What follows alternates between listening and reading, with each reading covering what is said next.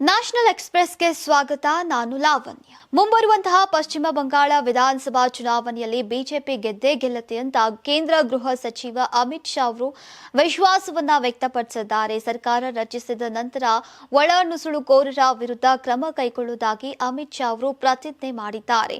ಪಶ್ಚಿಮ ಬಂಗಾಳದ ಗಡಿಯಲ್ಲಿರುವಂತಹ ಸೀಮಾಂಚಲ್ ಪ್ರದೇಶದ ಭಾಗವಾಗಿರುವಂತಹ ಬಿಹಾರದ ಅರಾರಿಯಾ ಜಿಲ್ಲೆಯಲ್ಲಿ ಈಗ ನಡೆದಂತಹ ಕಾರ್ಯಕ್ರಮವೊಂದರಲ್ಲಿ ಬಿಜೆಪಿ ನಾಯಕ ಹಾಗೂ ಕೇಂದ್ರ ಗೃಹ ಸಚಿವ ಅಮಿತ್ ಶಾ ಅವರು ಮಾತನಾಡಿದ್ದಾರೆ. ಪಶ್ಚಿಮ ಬಂಗಾಳದಲ್ಲಿ ಚುನಾವಣೆಗಳು ಸಮೀಪಿಸ್ತಾ ಇವೆ, ಬಿಜೆಪಿ ಗೆಲ್ಲತ್ತೆ ಅಂತ ನನಗೆ ವಿಶ್ವಾಸ ಇದೆ. ಹೊಸ ಸರ್ಕಾರ ರಚನೆಯಾದ ನಂತರ ನಾವು ಪ್ರತಿಯೊಬ್ಬ ನುಸುಳುಕೋರರನ್ನ ದೇಶ ಬಿಟ್ಟು ಓಡಿಸ್ತೇವೆ ಅಂತ ಅವರು ಹೇಳಿದ್ದಾರೆ. ಇನ್ನು ಬಿಹಾರದಲ್ಲಿ ವಿಶೇಷವಾಗಿ ಸೀಮಾಂಚಲ ಪ್ರದೇಶದಲ್ಲಿ ಒಳ ನುಸುಳುವಿಕೆಯ ವಿರುದ್ಧ ಕ್ರಮ ಆರಂಭವಾಗಲಿದೆ. ಕಳೆದ ವರ್ಷ ಇದೇ ವಿಷಯದ ಮೇಲೆ ನಾವು ಬಿಹಾರ ವಿಧಾನಸಭಾ ಚುನಾವಣೆಯಲ್ಲಿ ಗೆದ್ದಿದ್ದೇವೆ ಅಂತ ಅಮಿತ್ ಶಾ ಅವರು ಹೇಳಿದ್ದಾರೆ. ಬಿಜೆಪಿಯ ಕೆಲ ನಾಯಕರು ಕರ್ನಾಟಕದಲ್ಲಿ ನಿರುದ್ಯೋಗ ಸಮಸ್ಯೆ ತಾಂಡವವಾಡ್ತಾ ಇದೆ ಅಂತ ಜೋರಾಗಿ ಹೇಳ್ತಾ ಇರೋದು ಹಾಸ್ಯಾಸ್ಪದವಾಗಿದೆ. ಪ್ರಧಾನಿ ನರೇಂದ್ರ ಮೋದಿ ಅವರು 2014ರಲ್ಲಿ ವರ್ಷಕ್ಕೆ 2 ಕೋಟಿ ಉದ್ಯೋಗ ನೀಡುವ ಭರವಸೆಯನ್ನ ನೀಡಿದ್ರು. 11 ವರ್ಷಕ್ಕೆ 22 ಕೋಟಿ ಉದ್ಯೋಗ ನೀಡಬೇಕಾಗಿತ್ತು. ನಿರುದ್ಯೋಗ ಸಮಸ್ಯೆ ಬಗ್ಗೆ ಬಿಜೆಪಿ ನಾಯಕರು ಪ್ರಧಾನಿ ಮೋದಿಗೆ ಪ್ರಶ್ನಿಸಲಿ ಅಂತ ಪರಿಷತ್ ಸದಸ್ಯ ಬಿಕೆ ಹರಿಪ್ರಸಾದ್ ಅವರು ಸವಾಲನ್ನ ಹಾಕಿದ್ದಾರೆ. ಜೆನ್ಸಿ ಯುವಕ ಸಮುದಾಯದ ನಿರುದ್ಯೋಗ ಸಮಸ್ಯೆ ಬಗ್ಗೆ ಈಗ ಹೋರಾಟ ಮಾಡ್ತಾ ಇದೆ. ರಾಜ್ಯ ಸರ್ಕಾರದ ವಿರುದ್ಧ ಹೋರಾಟ ಮಾಡೋಕೆ ಅವರಿಗೆ ಹಕ್ಕಿದೆ. ರಾಜ್ಯದಲ್ಲಿ ಸರ್ಕಾರದ ಕಾರ್ಯಕ್ರಮ ಸಹಿಸೋಕೆ ಆಗದೆ ಈ ಬಿಜೆಪಿ ಹೋರಾಟಕ್ಕೆ ಬೆಂಬಲಿಸ್ತಾ ಇದೆ ಎಂದಿದ್ದಾರೆ. 2023-24ರ ಮಾಹಿತಿ ಕೇಂದ್ರ ಸರ್ಕಾರದಲ್ಲಿ 40 ಲಕ್ಷ ಹುದ್ದೆಗಳು ಖಾಲಿ ಇವೆ. ಗೃಹ, ರೈಲ್ವೆ, ರಕ್ಷಣಾ ಇಲಾಖೆಯಲ್ಲಿ ಇದುವರೆಗೂ 9.79 ಲಕ್ಷ ಹುದ್ದೆ ಖಾಲಿ ಇದೆ. ದೇಶಭಕ್ತಿ, ದೇಶ ಸೇವೆ ಅಂತ ಭಾಷಣ ಮಾಡೋ ಜನ ಸೈನ್ಯದಲ್ಲಿ ಈಗ 1.55 ಲಕ್ಷ ಹುದ್ದೆ ಖಾಲಿ ಇದೆ. ಇವರು ಯಾವುದೇ ಕ್ರಮವನ್ನ ವಹಿಸ್ತಾ ಇಲ್ಲ. ಈ ಬಗ್ಗೆ ಬಿಜೆಪಿಯ ನಾಯಕರ ಮೊದಲು ಹೋಗಿ ಈಗ ವಿಷಯ ಗುರುಗೆ ಹೇಳಿ ಅಂತ ವ್ಯಂಗ್ಯವಾಡಿದ್ದಾರೆ. ಬಿಎಸ್ಪಿ ಏಕೈಕ ಶಾಸಕ ಉಮಾಶಂಕರ್ ಸಿಂಗ್ ಅವರು ಮತ್ತು ಅವರ ಆಪ್ತನ ಮನೆ ಮೇಲೆ ಬುಧವಾರ ಆರಂಭವಾದಂತಹ ಆದಾಯ ತೆರಿಗೆ ತಂಡದ ದಾಳಿ ಇಂದು ಮುಕ್ತಾಯಗೊಂಡಿದ್ದು, ತಪಾಸಣೆ ವೇಳೆ ಮನೆಯಲ್ಲಿ 10 ಕೋಟಿ ರೂಪಾಯಿ ನಗದು ಪತ್ತೆಯಾಗಿದೆ ಅಂತ ಅಧಿಕಾರಿಗಳು ತಿಳಿಸಿದ್ದಾರೆ. ಶಾಸಕ ಉಮಾಶಂಕರ್ ಸಿಂಗ್ ಅವರ ನಿವಾಸದ ಮೇಲೆ ಬುಧವಾರ ಆದಾಯ ತೆರಿಗೆ ಇಲಾಖೆ ದಾಳಿ ನಡೆಸಿತ್ತು. ಲಕ್ನೋ, ಬಲ್ಲಿಯಾ, ಸೋನ್ಭದ್ರ, ಕೌಶಂಬಿ, ಮಿರ್ಜಾಪುರ್ ಮತ್ತು ಪ್ರಯಾಗ್ರಾಜ್ನ 30ಕ್ಕೂ ಹೆಚ್ಚು ಸ್ಥಳಗಳಲ್ಲಿ ಏಕಕಾಲದಲ್ಲಿ ದಾಳಿ ನಡೆಸಲಾಯಿತು. 50ಕ್ಕೂ ಹೆಚ್ಚು ಅಧಿಕಾರಿಗಳ ತಂಡಗಳು ಈಗ ಬೆಳಗ್ಗೆ 11 ಗಂಟೆಯಿಂದ ತಡರಾತ್ರಿಯವರೆಗೆ ತನಿಖೆಯನ್ನ ನಡೆಸಿದ್ವು. ಆದಾಯ ತೆರಿಗೆ ಇಲಾಖೆಯ 3 ತಂಡಗಳು ಲಕ್ನೋದ ಗೋಮತಿ ನಗರದ ವಿಫುಲ್ ಕಾಂಡದಲ್ಲಿರುವಂತಹ ಉಮಾಶಂಕರ್ ಸಿಂಗ್ ಅವರ ನಿವಾಸ, ಅವರ ಕಂಪನಿ ಛತ್ರಶಕ್ತಿ ಕನ್ಸ್ಟ್ರಕ್ಷನ್ ಕಂಪನಿಯ ಕಾರ್ಪೊರೇಟ್ ಕಚೇರಿ ಮತ್ತು ಅವರ ಆಪ್ತ ಗುತ್ತಿಗೆದಾರ ವೈಜಿ ಅವರ ವಜೀರ್ ಹಸನ್ ರಸ್ತೆಯಲ್ಲಿರುವಂತಹ ಆವರಣವನ್ನ ಶೋಧಿಸಿವೆ. ಮುಂಬೈನಿಂದ ದೇಶದ ವಾಣಿಜ್ಯ ವಲಯದ ಮಹತ್ವದ ಸುದ್ದಿಯೊಂದು ಹೊರಬಂದಿದೆ.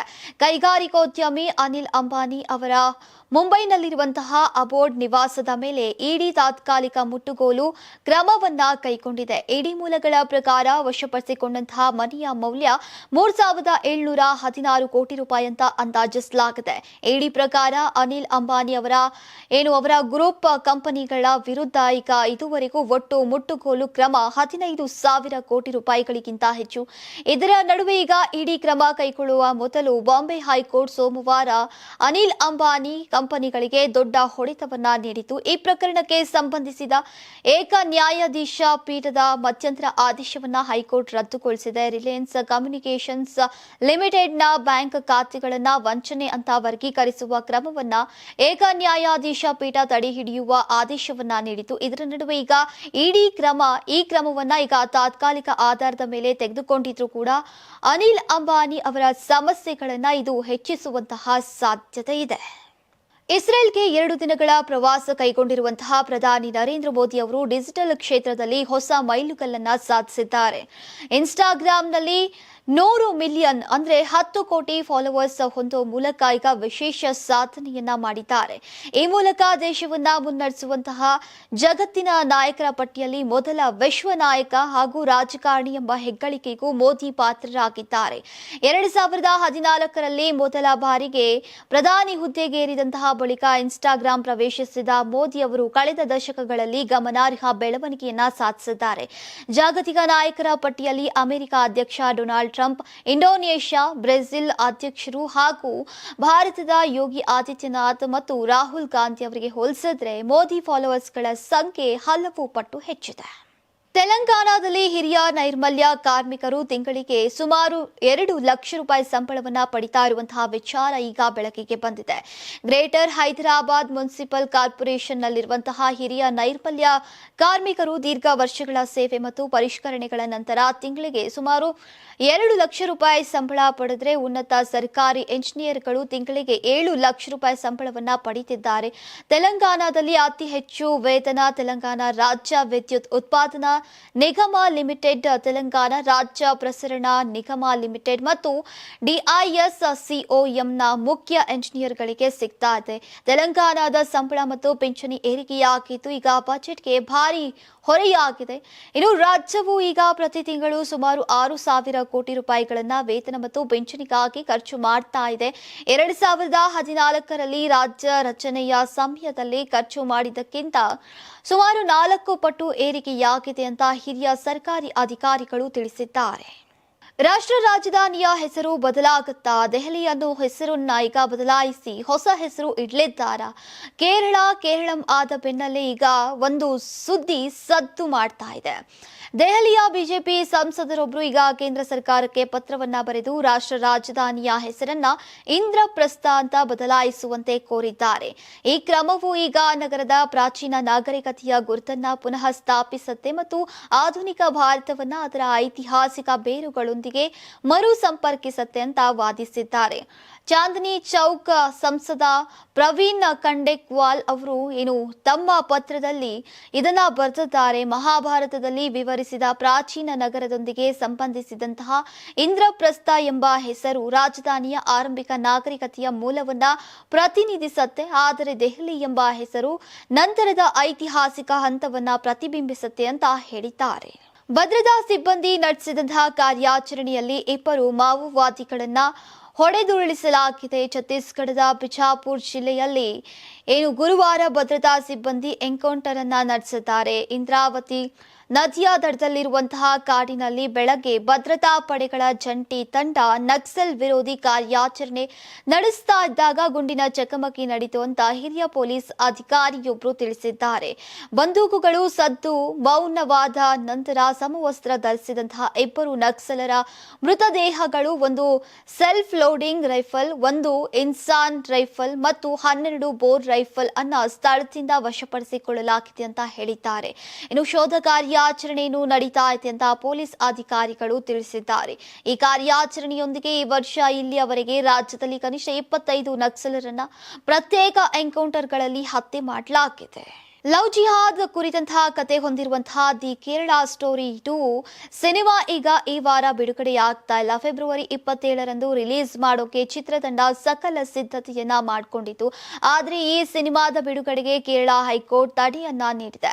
ಇದರಿಂದಾಗಿ ಚಿತ್ರತಂಡಕ್ಕೆ ಆಘಾತ ಆಗಿದೆ. ಚಿತ್ರದ ಟೀಸರ್ ಬಿಡುಗಡೆಯಾದ ಬಳಿಕ ಅನೇಕರಿಂದ ವಿರೋಧ ವ್ಯಕ್ತವಾಗಿತ್ತು. ಈಗ ಕೆಲವರು ಚಿತ್ರದ ವಿರುದ್ಧ ಕೋರ್ಟ್ ಮೆಟ್ಟಿಲು ಏರಿದ್ರು. ವಿಚಾರಣೆ ನಡೆಸಿರುವಂತಹ ಕೇರಳ ಹೈಕೋರ್ಟ್ ಈ ಸಿನಿಮಾದ ಬಿಡುಗಡೆ ತಡೆಯನ್ನ ನೀಡಿದೆ. ಇನ್ನು ಜಸ್ಟಿಸ್ ಬೇಚು ಕುರಿಯನ್ ಥಾಮಸ್ ಅವರು ಈ ತೀರ್ಪನ್ನ ನೀಡಿದ್ದಾರೆ. ಸೆನ್ಸಾರ್ ಮಂಡಳಿಯು ನಿಯಮಗಳನ್ನ ಕಡೆಗಣಿಸಿದಂತಿದೆ. ಆದ್ದರಿಂದ ಪ್ರಮಾಣ ಪತ್ರ ನೀಡಿರುವಂತಹ ನಿರ್ಧಾರವನ್ನ ಪರಿಶೀಲಿಸಬೇಕು ಅಂತ ಅವರು ಹೇಳಿದ್ದಾರೆ. ಇನ್ನು ಸಿನಿಮಾದ ಟೀಸರ್ಸ್ ನಲ್ಲಿ ಇರುವಂತಹ ಅಂಶಗಳ ಬಗ್ಗೆ ಕೇರಳ ಹೈಕೋರ್ಟ್ ಆಕ್ಷೇಪವನ್ನ ವ್ಯಕ್ತಪಡಿಸಿದೆ. ನ್ಯಾಷನಲ್ ಕ್ರಶ್ ರಶ್ಮಿಕಾ ಮಂದನ ಹಾಗೂ ಹೆಸರಾಂತ ನಟ ವಿಜಯ್ ದೇವರಕೊಂಡ ದಾಂಪತ್ಯ ಜೀವನಕ್ಕೆ ಕಾಲಿಟ್ಟಿದ್ದಾರೆ. ರಾಜಸ್ಥಾನದ ಉದಯಪುರದಲ್ಲಿರುವಂತಹ ವಿವಾಹ ಸಮಾರಂಭ ಅದ್ದೂರಿಯಾಗಿ ನಡೆದಿದೆ. ಬೆಳಗ್ಗೆ 8 ಗಂಟೆಯ ಶುಭ ಮುಹೂರ್ತದಲ್ಲಿ ವಿರೋಶ್ ಜೋಡಿ ಹೊಸ ಜೀವನಕ್ಕೆ ಕಾಲಿಟ್ಟಿದ್ದಾರೆ.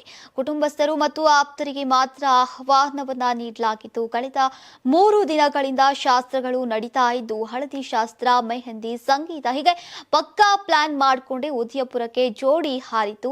ಇವತ್ತು ದೇವರಕೊಂಡ ಸಮುದಾಯಕ್ಕೂ ಆಂಧ್ರದಲ್ಲಿ ವಿಶೇಷ ಸಂಪ್ರದಾಯವಿರೋದ್ರಿಂದ ಮುಂಜಾನೆಯ ಮುಹೂರ್ತದಲ್ಲಿ ವಿಜಯ್ ಮನೆತನದ ಸಂಪ್ರದಾಯದಂತೆ ಮದುವೆಯಾಗಿದೆ. ಇನ್ನು ಕೊಡುವ ಸಂಪ್ರದಾಯವನ್ನ ಗೌರವಿಸೋಕೆ ಮುಂದಾದಂತಹ ವಿಜಯ್ ಕುಟುಂಬಸ್ಥರು ಇವತ್ತು ಸಂಜೆ ರಶ್ಮಿಕಾ ಕುಟುಂಬದ ಸಂಪ್ರದಾಯದಂತೆ ಕೊಡುವ ಸಂಪ್ರದಾಯದಲ್ಲೂ ಕೂಡ ಮದುವೆಯಾಗಲಿದ್ದಾರಂತೆ. ಇನ್ನು ಮಾರ್ಚ್ 4ರಂದು ಆರತಕ್ಷತೆ ನಡೆಯಲಿದ್ದು ಈಗ ಕನ್ನಡ ಸಿನಿಮಾ ರಂಗದಿಂದಲೂ ಕೂಡ ಹಲವಾರು ಜನರು ಭಾಗಿಯಾಗಲಿದ್ದಾರೆ.